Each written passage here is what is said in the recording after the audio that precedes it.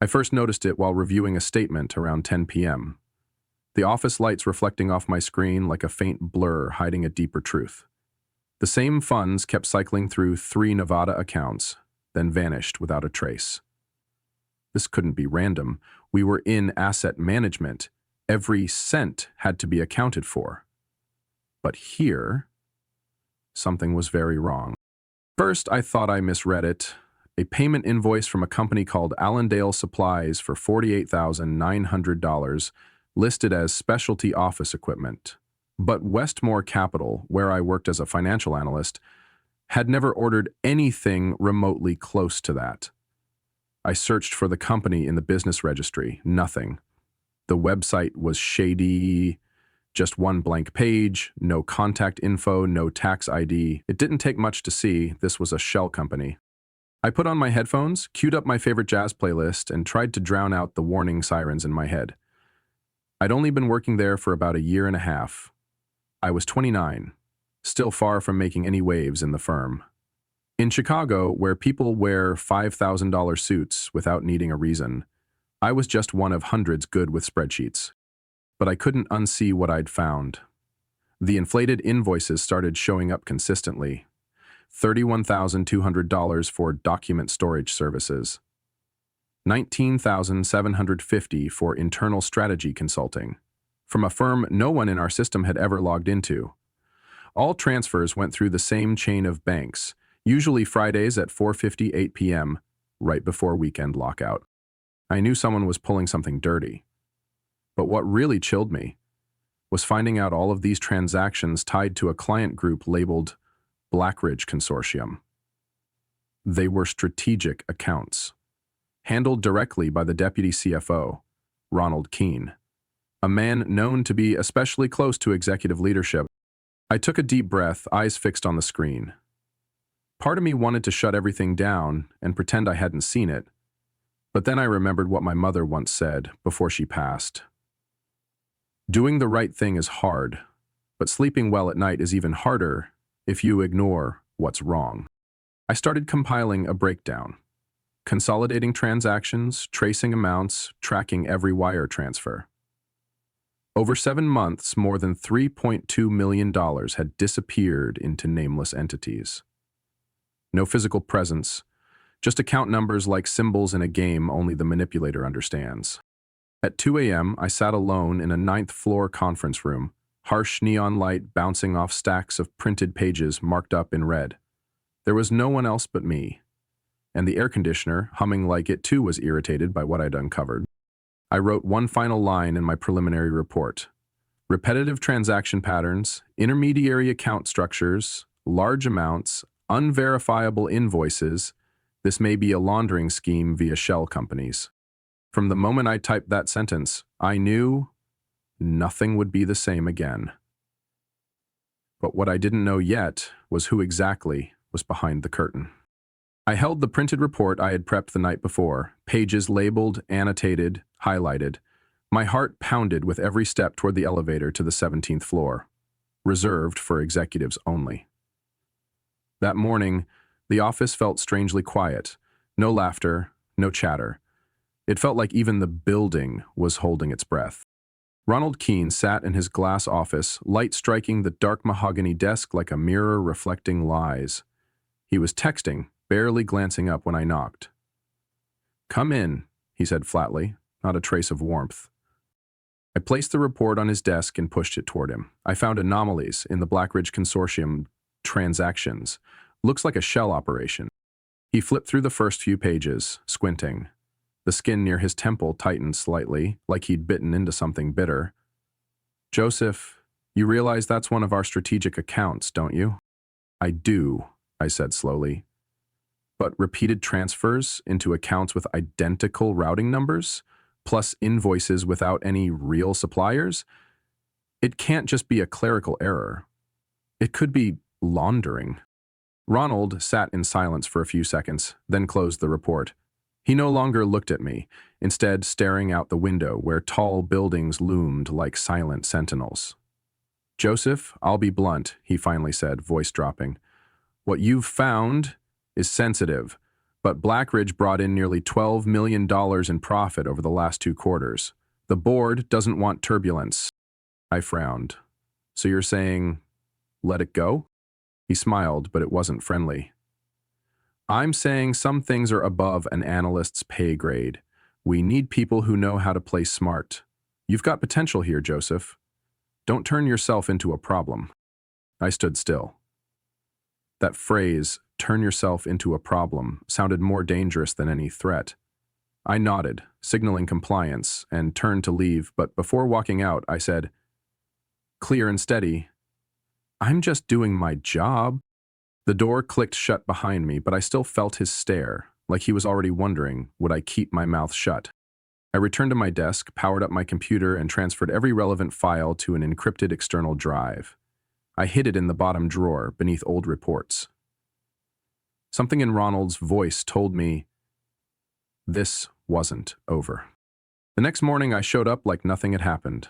No one called me for a meeting, no emails from compliance, not even a look from the usual faces, as if yesterday had been erased. Only when I stepped into the pantry for coffee did I see Julia, the executive assistant from upstairs. She paused, lowered her voice. He heard Keane had a closed-door session with the board last night. No one knows what it was about. But be careful, Joseph. I gave her a faint smile. Thanks for the heads up. That afternoon, HR called. They asked me, politely, to come to the 5th floor for a quick discussion regarding your current role. My stomach dropped. I knew exactly what that meant, but I wasn't surprised. I'd already prepared for this. Before leaving my desk, I slipped the external drive into the inside pocket of my jacket, shut down my computer, and stood up. No one noticed. No one asked. As if I had never been there. Minutes later, I'd hear the line that would seal my fate. The company is undergoing restructuring. Unfortunately, your position no longer fits our new model. What they didn't know was, I wasn't walking away empty-handed. Not this time. I entered the 5th floor meeting room like a man who already knew the verdict. Inside sat Michelle from HR and a gray-suited man I'd never seen before. The door closed behind me with a hush that somehow made my skin crawl. Michelle smiled formally, but her eyes betrayed tension. Joseph, she began, placing a blue folder in front of her. Thanks for coming. We'd like to walk you through a few structural updates within the company. I sat down, nodded slightly, and said nothing. It felt like attending my own farewell. As you know, she continued, Westmore Capital is realigning to adapt to current market shifts. Certain roles, while previously valued, no longer align with our new framework. I raised an eyebrow. Which role? She flipped the first page. Your position as a mid-level financial analyst no longer aligns, I echoed, shifting my gaze to the silent man beside her. He nodded slightly, as if confirming an obvious fact. I've met my KPIs for 3 straight quarters, I said. Not one negative review from any supervisor. Michelle looked down. We're not questioning your competence, Joseph. This is strictly organizational strategy. You'll receive a generous severance. We've already wired an initial support payment as part of the agreement. I knew this was their way of getting rid of me quietly. How long do I have to pack up? I asked, my voice calmer than I expected. Before noon, Michelle paused. We'll have someone assist you if needed. I stood up, thanked them mechanically, and walked out without looking back. Back at my desk, I didn't speak to anyone. No goodbyes, no questions from coworkers. The silence in the office was thick, like everyone could sense something that shouldn't be touched. I packed my things into a cardboard box. Not much, just a few finance books, a small cactus my grandmother gave me before she passed, and the external drive holding every file I had backed up. When I placed the box in the backseat of my car, I didn't feel bitter. The only feeling was razor-sharp clarity. My instincts told me what I'd found was just the surface. I went home, to my 1-bedroom apartment near the subway. I opened my personal laptop, plugged in the hard drive, and started going through each file again. No time limits, no internal surveillance. Now I could look deeper. One spreadsheet popped open, money flows, marked in red. I reviewed each invoice, every wire trail. The patterns piled up, unmistakable. as if someone had built a full-blown fraud theater inside the company. Over 8 months, more than $3.7 million had passed through unverifiable companies. All of them had one thing in common. They were tied to a group of shareholders never mentioned in any internal meetings. I sat still for a while. My phone buzzed, a message from an unknown number. Heard what happened. Want to grab a drink? Rachel. I remembered her, Rachel Morin, senior audit associate from the 20th floor. We'd barely exchanged hellos. Never actually talked. I didn't reply. I wasn't ready to share anything. Not when I still didn't know who was friend and who was bait. I opened my drawer and pulled out my wallet. In the side pocket was an old ivory business card. Elaine Barnes, legal advisor for internal reporting. A friend once told me to keep it in case you ever see something you weren't supposed to. I dialed the number printed on the card, not expecting anyone to pick up that late. But after 2 rings, a calm voice answered.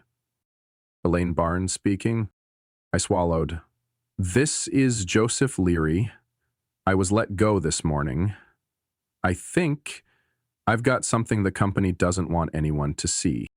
There was a short pause. Then she said, I'm free tomorrow morning. Bring everything you have. After the call, I turned off the lights and sat in my dark living room. Street lamp light spilled through the window, and I caught a glimpse of myself in the mirror. Not a man who'd failed, but someone carrying a truth too heavy to ignore.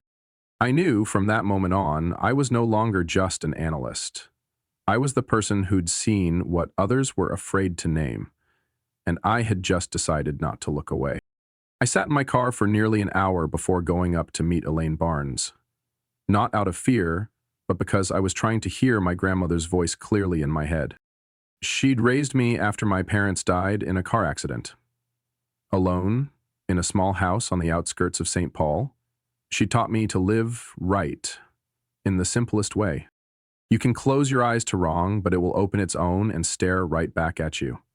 Trust your gut, Joseph. When your head is a mess, your stomach knows what's true. I'd tried pushing that feeling aside for days. That what I'd found was bigger than I'd dared to admit. But the more I reviewed the numbers, the transactions vanishing into nowhere, the clearer it became. This wasn't just financial misconduct, it was a structure, a system designed for one thing: concealment. My meeting with Elaine took place in a small office tucked in Edgewater, Chicago. No receptionist, no flashy signs, just a quiet room with old bookshelves and a solid oak desk. Elaine was in her 40s, hair tied back, eyes like she'd seen through 1,000 lies. She didn't bother with small talk, just pulled out a chair, opened her laptop, and said, "Hello?" I handed her the drive and began talking. About Black Ridge Consortium, the fake invoices, Ronald Keene's cold warning. Don't make yourself a problem, I explained the HR meeting, the sudden disappearance of records, the odd message from a coworker I barely knew. Elaine didn't interrupt. She took a few notes, short bullet points. When I finished, she opened the drive, skimmed a few files, then looked up. You've protected yourself well, but if what I'm seeing is accurate, you've only lifted the lid. What's inside is more than you realize. I swallowed. I need to know what to do. Elaine leaned back in her chair. If you're going the internal route, do it now, and your proof better be airtight. If you want to go further, FBI, SEC, you'll need someone on the inside. You know anyone who might stand with you? I was quiet for a moment. One name came to me like a spotlight snapping on in a dark room. Lena Forrester, Senior Compliance Officer, around 36, sharp, reserved, known for never compromising. A few months ago, she stopped by my desk to follow up on a flagged transaction. After reviewing my report, she didn't say much, just handed me her card and said, "If you see something like this again, don't stay silent." I never thought I'd keep that card this long, but it was still in my wallet, tucked between 2 faded receipts, like a silent reminder. That night, I stood by my apartment window, watching trains pass like every night. But this time, I wasn't searching for calm. I was asking myself, should I pull someone else into this? I texted, Lena, I need to meet. It's about Blackridge. Less than a minute later, she replied. Tomorrow, 9 a.m., Lakeside Cafe, outside the office. The next morning, a light rain fell over Chicago. I arrived early, sat in a corner booth. My coffee cooled without a sip. Lena arrived on time, wearing a charcoal coat, no laptop. She sat down, set her bag aside, and looked me straight in the eye. I handed her the printed documents. Lena read through each page, silent, until she got to the 7-month transaction summary. You kept originals? I have 3 copies. She closed the folder. Do you know why I told you not to stay silent? I shook my head. 3 years ago, someone like you, a guy named David Curran, reported irregularities in a special account. He disappeared shortly after. They said it was a car accident, but his files were never found. My back went cold, even though the cafe's heater hummed gently nearby. I'll help you, Lena said, voice softer now. But understand this, once you start, there's no way back. I looked out at the gray water, waves pushed in by the wind. In my head, I heard my grandmother again. Your gut doesn't need proof. It just needs you to listen. I nodded. I started the day they fired me. I'm not stopping now. I arrived at Lena's apartment late that afternoon. The Chicago sky hung low and dark like a curtain, warning of what was coming. She didn't want to meet at work or anywhere familiar. This needs a quiet place, she had texted. Her place was on the 3rd floor in West Roscoe. Small, neat, completely private. The curtains were drawn tight. No doorbell chime. Just one warm lamp casting light over piles of files stacked like bricks. Have a seat, Lena said, pointing to the kitchen table. I pulled out a chair, but before I could speak, she placed a USB drive and a plastic-covered folder in front of me. What you found is just the tip. I opened the file. The first page showed transaction records linked to a company named Meridian Atlas. I'd never seen that name in Westmore's system, at least not through any official channels. I found this in the Legacy Archive, Lena explained, pulling her laptop closer. They have shadow accounts, ones that only appear when accessed through an internal portal, restricted to a special group. I don't have access, but someone in IT once helped David Curran. I froze. David? The one who died in that car crash? Yes.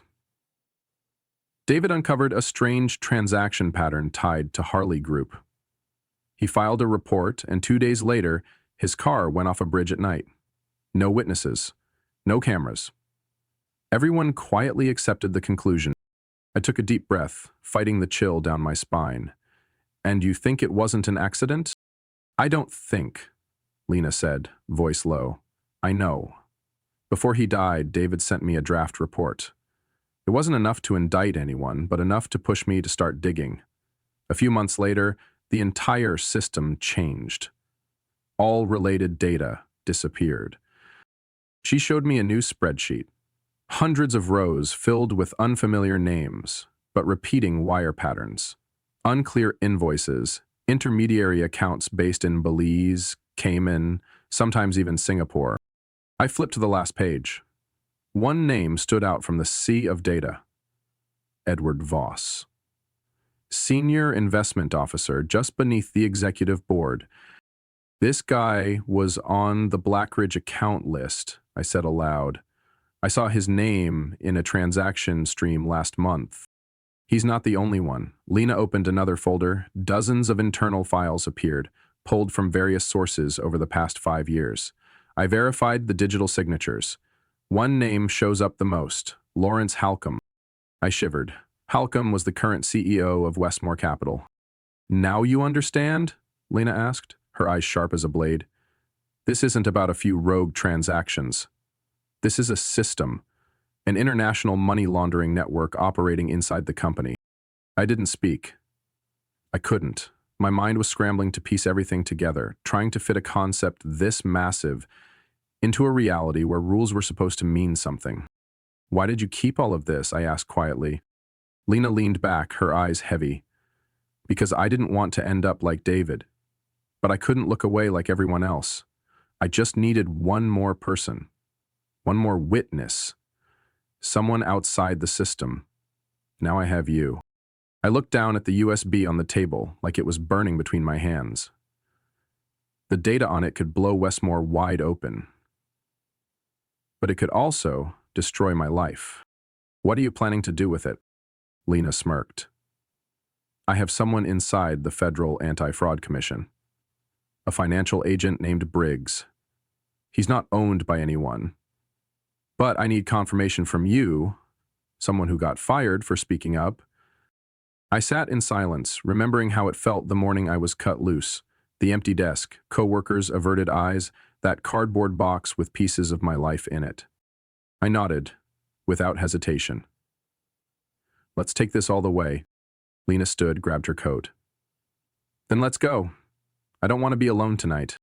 We left her apartment in silence, each carrying a secret and a fragile hope that this time, the truth wouldn't be buried.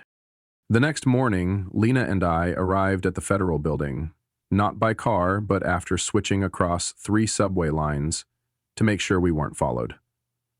The office she mentioned had no sign, no agency name. Just a fogged glass door tucked in the administrative block of West Loop. From the outside, it looked like an insurance agency. The woman who opened the door wasn't wearing a black suit or a shiny badge. She wore a gray button-down shirt with rolled sleeves and dark jeans, her brown hair tied back, eyes tired but razor-sharp. I'm Agent Tessa Harding, she said, then quietly motioned us inside. No name check, no questions. She already knew who we were. Her workspace looked more like an old conference room than a federal field office, 1 large wooden table, 2 mismatched monitors, a few stacks of files, and a bulletin board crammed with maps, satellite photos, and messy financial diagrams. The lone window was covered with heavy drapes. Take a seat, Harding said, her voice calm but firm. Start from the beginning. Lena went first. She laid out each timeline, every account, each name tied to the analysis we'd compiled the night before. When she mentioned David Curran, Harding gave a slight nod. Completely unsurprised. I picked up from there. My confrontation with Ronald Keene, the termination under restructuring, my first meeting with Elaine, everything we'd seen and gathered. Harding didn't interrupt, only typed quick notes now and then. When we finished, she leaned back, fingers interlaced in front of her. What you've given us, she began, matches almost exactly what we've been tracking for the past 8 months. I straightened up. So, the FBI was already investigating Westmore Capital? Not just Westmore, Harding replied, but its offshore branches and 3 other investment firms. They're all linked through a multi-layered laundering network. The transactions you uncovered were only the transit points. Lena stared at her. We suspected tax evasion at scale, but not this deep. Harding pulled a thick file from her desk and set it in front of me. We believe this network isn't just cleaning internal funds. It's also funneling money from Mexican drug routes and human trafficking rings from Eastern Europe. I clenched my fists. You're certain? We've tracked recipient accounts in Belize and Zurich. Some routing numbers match the ones you two provided, but no one inside would cooperate, not until now. The room's air thickened. I looked into Harding's eyes and saw a fatigue that didn't come from sleepless nights, but from carrying an investigation that had stalled too long. So, what do we do now? I asked. Speak up, Harding said. But it has to be strategic. She explained that my testimony, combined with Lena's documents, was enough to obtain a warrant to access Westmore's internal systems. But to bring the case into the light, they needed me to come forward as a key witness. Sign off, go on record, and be ready to testify if it went to trial. I stayed silent for a long moment. Not out of hesitation, but because, for the first time, I truly felt the weight of a truth bigger than myself. I'll do it, I said. As long as they don't get the chance to silence anyone else. Harding nodded. From this point on, you're under federal witness protection. No press, no contact with anyone at Westmore, not even old co-workers. Your phone and computer will be fully encrypted. I nodded back. I understand. Before I left, Harding handed me a small card. The front showed only a single number and a small eagle emblem. If anything strange happens, if you're followed, threatened, or approached, call this number. Don't say your name. They'll know it's you. I walked out of the government building, feeling like I had just pushed open a heavy door onto a path I could never turn back from. But there was no other choice. Not after what I had seen, not after knowing that if I stayed silent, there would be more David Currens. And this time, I wasn't going to let that happen. I left the FBI office just before noon, my mind spinning with everything that had just been confirmed. Under the spring sunlight of Chicago, everything looked strangely calm, like the city itself had no idea a laundering network spanning 3 continents and billions of dollars was buried in its core. I walked slowly toward the subway, still clutching the security card Harding gave me. As soon as I got to the hotel, an FBI-arranged safe house, I received a strange message from an unknown number. She's no longer safe. Meet me. Level 3, parking garage. 20 minutes. Below the text was a blurry image, just a corner of a shirt I immediately recognized. It was Lena's. My chest tightened. I didn't know who sent it, but only a few people knew Lena was working with me, and even fewer knew where I was staying. I didn't reply. Instead, I grabbed the burner phone Harding had issued me and sent one word to the FBI emergency number. Urgent. Then I grabbed my jacket and headed straight to the basement. Not by elevator. I took the stairwell, looping behind concrete pillars to avoid cameras. Level 3 was nearly empty. Air whooshed through the vents, echoing between the bare concrete walls. I walked slowly, eyes scanning. Then I saw a blue Subaru parked in the far corner, hazard lights blinking like a silent Morse code. The door opened. It wasn't Lena. It was Trevor Nichols, former data analyst from the valuation department. I remembered him well. Fired from Westmore 10 months ago for violating confidentiality. Rumor was he'd dug too deep into client investments and crossed a line. I walked up quickly. Trevor turned and said, "Get in, no time." "Where's Lena?" I asked, heart racing. "She's being held in legal this morning. They said it was unauthorized access to restricted files, but really she was trying to download more data. I know because she warned me before doing it." I jumped into the passenger seat and shut the door. "How'd you know I was here?" "He messaged me last night. Said if anything happened, contact you." He reached into his coat and handed me a small USB. This is the last thing she pulled before her access got cut. Offshore accounts and recordings of the CFO talking with Blackridge reps. I could barely breathe. "How did you get all this?" "I still had a back door. When I got fired, I didn't wipe my private shell on the backup server. She used that same entry point. But now everything's under watch. If she's still inside, she's really at risk." "Did she say anything about the Yeah. But she's worried someone inside might be compromised. She only trusts you." I looked down at the USB like I was holding a live explosive. "I'll take this to Agent Harding. She'll know what to do." Trevor kept one hand on the wheel, eyes checking the rear view. "They're scanning her system. They might trace it back to me. I can't stay in contact anymore, Joseph." "Where will you go?" "Portland. I've got someone I trust there. But I'm not leaving the country. I'll testify if I have to." I nodded. "Stay safe. And thank you." He looked at me one last time, then drove off, disappearing into the damp, shadowed curve of the garage. I stood still for a few seconds, then pulled out the burner phone and called the emergency number. "Urgent meeting, new data, level 1 priority." That night, I didn't return to the hotel. The FBI moved me to a different safe location, this time with 2 agents stationed downstairs and all external signals blocked. I spent nearly 3 hours with Agent Harding as she examined the USB. When she finished, she looked up and said, "This recording, it's the last piece we needed. Westmore can't deny it now." I leaned back, letting out a long breath. But in my head, I kept seeing Lena, alone, somewhere cold, being forced to answer questions from the very system she'd tried to protect. I knew from this point forward things would escalate fast. But I also knew I wasn't walking into it alone.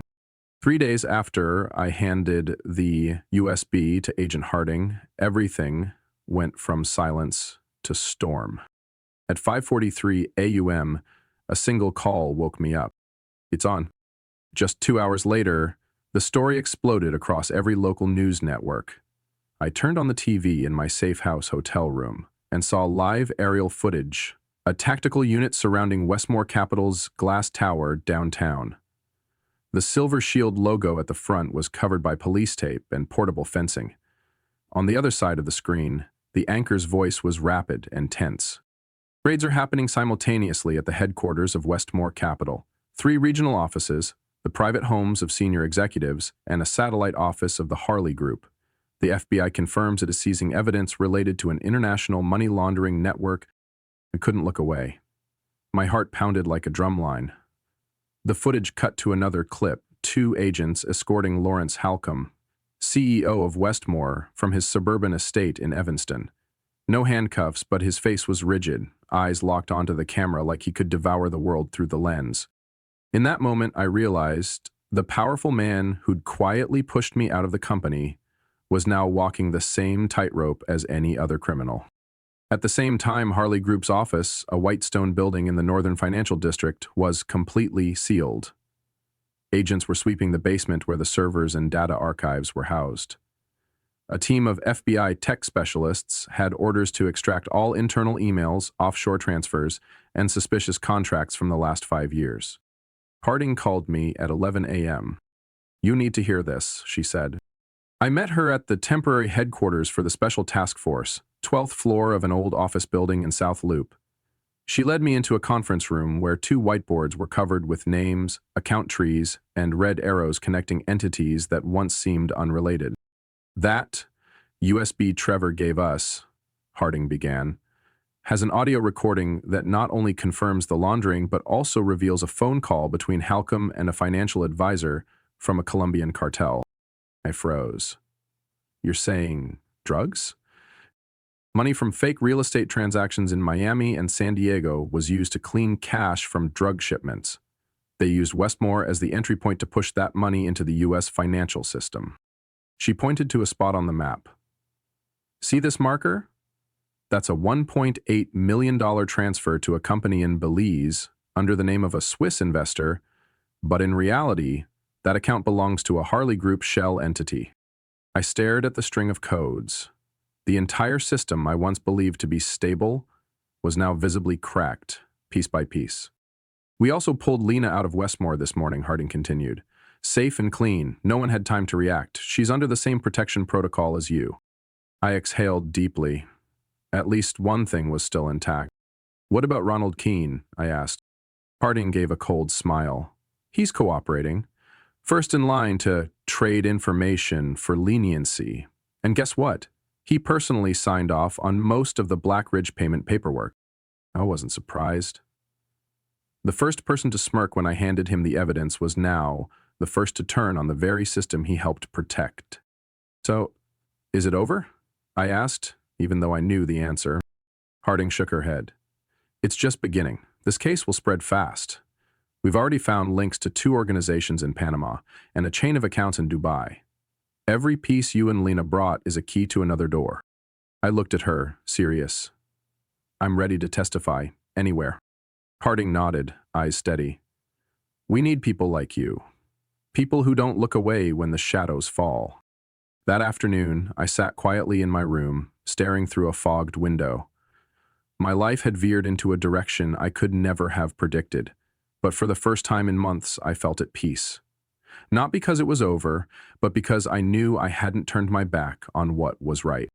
4 weeks after the raid, I sat in a federal hearing room across from a table of attorneys, prosecutors, and federal agents. My name, Joseph Leary, was printed on a small wooden placard in front of me, labeled Primary Witness. I wasn't wearing a suit, just a white button-down shirt, no tie, slightly wrinkled collar.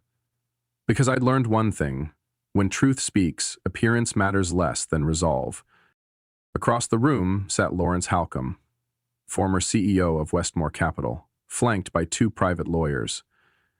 His face was no longer sharp and confident like it had been on TV. His eyes were sunken, hair visibly grayer. He didn't speak when I entered, didn't look at me once through the nearly 3-hour testimony. But when I mentioned the transactions tied to Belize, he lowered his head, a gesture that could have meant guilt or surrender. The next day, headlines were everywhere. Westmore Capital officially dissolved. CEO Lawrence Holcomb and 3 executives indicted on 17 counts, including money laundering, financial fraud, and concealment of illicit assets. My name wasn't in the news. The FBI had kept their promise to protect my identity until the full case was closed. As for Ronald Keene, the man who once told me, "Don't make yourself a problem," he was the first to sign a cooperation deal. He gave up nearly the entire architecture of the company's shadow financial network, from how they created shell firms to how they manipulated audit reports. In exchange, his sentence was reduced to supervised probation and a 20-year ban from practicing finance. No one was surprised. What did shock me, though, was the indictment of Jonathan Westbrook himself. The company's founder, once hailed as a Midwest finance legend. The FBI had been tracking his personal accounts for nearly 2 years, and when the data Lena had pulled matched the money trail tied directly to him, everything collapsed like dominoes. On sentencing day, I didn't go to court, but I got the update from Harding. Jonathan Westbrook was sentenced to 9 years in federal prison in South Dakota. No parole for the first 6. His personal assets, including 3 properties and several investments, were seized to compensate victims. An empire had fallen. Westmore's assets were frozen. Investment funds halted. Clients pulled out en masse. One of the most influential financial firms in North America was erased in less than 2 months. Since the day I walked into the FBI office with that first USB, I remembered the last time I saw the Westmore building through the tinted window of an agent's SUV, still towering, grand, as if nothing could shake it. But it had been rotting from the inside for a long time. Lena was reassigned to an advisory role at the Federal Financial Oversight Committee, where she could continue investigating fraud inside investment firms. "I don't believe in the old system anymore," she told me, "but at least now I have a chance to rebuild it from the roots." Trevor, the one who gave me the crucial USB, relocated to Portland, starting fresh with nonprofit data consulting. He sent me a short message. "No regrets. Thanks for not backing down." As for me, Joseph Leary, once just an analyst pushed out of the game, I received a job offer from Morrison & Keller, a newly formed investment fund based in Minneapolis. The founder was a former financial inspector who had followed the entire Westmore case. In his email to me, he wrote, "This industry doesn't need more clever people, it needs those who won't look away." I accepted. One early summer afternoon, I returned to the small park where my grandmother used to take me as a kid. I sat on the old bench, watching children ride by on bikes, feeling lighter than I had in years. I thought of what I had lost: reputation, stability, a piece of my old life, and what I'd kept, my integrity, the truth, and the name my grandmother taught me never to tarnish. I touched the pocket over my chest where I still kept Agent Harding's small card, a reminder that some battles choose you, and once you're in, retreat is no longer an option. Nearly 6 months after Westmore Capital collapsed, I received a cream-colored envelope from the U.S. Securities and Exchange Commission, sealed in red ink. I was used to legal documents, subpoenas, and witness statements, but this time, holding that envelope felt completely different. I opened it and read slowly. The wording was precise and cold, as legal text tends to be, but halfway through, I had to reread a line. "Based on your role as a principal whistleblower that led to the recovery of over $116 million from illicit accounts, Mr. Joseph Leary is entitled to reward of 15% of the total administrative penalties collected." I set the letter down and sat in silence. My mind couldn't immediately grasp the number, nearly $17.4 million, in a world where I'd once lived paycheck to paycheck, sipping discount coffee from the office machine.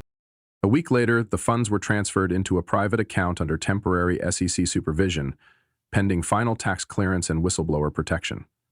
I hired an independent financial attorney to ensure everything stayed above board. No one else knew. Just 3 people. Me, Harding, and Lena. Even then, I didn't splurge. I didn't buy a luxury car or a high-rise penthouse. I did the first thing my grandmother would have smiled at. I bought a small house, 3 bedrooms, soft gray shingles, tucked in the suburbs of Glenview, about 40 minutes from downtown Chicago. It wasn't big, but it had a backyard for lavender and rosemary, the kind my grandma used to say could bring peace just by the scent. I added a wooden porch swing, where I could hear birds in the morning instead of train horns and sirens. Despite the peaceful setting, I kept the habit of checking my security system every night. I installed it myself, didn't use third-party monitoring, and changed the passwords weekly. Not out of fear, but because I knew some things, once touched, leave echoes that never truly fade. The job at Morrison and Keller was unlike anything I'd had before. Here I didn't have to read the room or navigate ethical gray areas to keep my seat. Here the core value was transparency. On my first day, the CEO, Raymond Keller, shook my hand and said plainly, "We didn't hire you for your fame from Westmore. We hired you because you did the right thing when no one else would." I was tasked with building a new internal audit protocol. Every week, I sat with leadership to review statements, investment metrics, and every international wire. Data was no longer a weapon to hide, but a light to guide. One time, I flagged a bond listing missing its security ID. I filed a report, bracing for pushback. But within 20 minutes, the head of audit called and said, "Thank you. Keep doing exactly that." I left the office that day, walking slowly along a canal near the East Side Park. I never thought I'd find a place worth trusting again. But now I knew I had. That Friday night, as I was reorganizing my bookshelf, the doorbell rang. I checked the monitor. It was Lena. She stood there with 2 coffee cups, rain on her coat. I opened the door. "Late coffee?" she smiled. "I know you can't handle it during the day." We sat on the porch, light drizzle in the air. Lena talked about a new investigation she was leading, this time into a financial firm in Seattle, hiding assets through crypto markets. I listened quietly, nodding now and then. "You doing okay?" she asked finally. I looked out at the swaying trees. "I didn't think I'd be okay this fast," I said, "but I know I'm on the right track." Lena smiled. "That's enough." We sat a little longer. When she left, I watched her taillights fade into the mist. Inside me, something eased. As if all the loss, all the storms, all the darkness had finally stepped aside, making space for something stronger. The peace of someone who stood through the storm without bowing. Joseph Leary was once just another young financial analyst, invisible to most. But when confronted with a dark truth inside a powerful corporation, he chose what was right, no matter the cost. Through courage and integrity, he not only exposed an international laundering network, but also rebuilt his life with honor. His story is living proof. Sometimes, one ordinary person can bring an entire system to its knees. What do you think about Joseph's choice and everything he gave up to protect what's right? Share your thoughts below. Don't forget to follow the channel for more meaningful stories about life and family.